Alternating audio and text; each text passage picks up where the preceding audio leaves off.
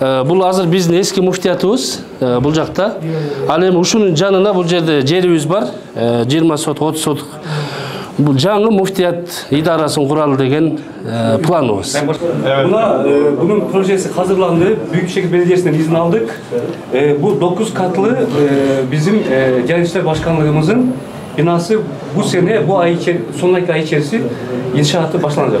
Kudayım buyursa uşul idarabız көптөгөн жакшы ниет максаттар менен түптөлүп атат.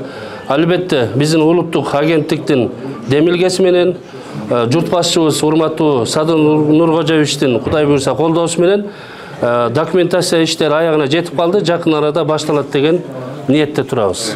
Муфтият идарасы түптөлгөнүнө 2 жыл болгон, бирок биздин убакыт өткөн сайын биздин жамаатыбыз көбөйүп, анан кээ бир 5 жылдык түзүлгөн стратегиялык программабызга көп жерлери баягы мүмкүнчүлүк жооп бербей атат.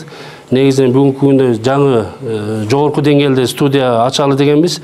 Бирок ошо имаратыбыздын кичинекейине карабай, ушул студияны ачканга жетиштик буюрса.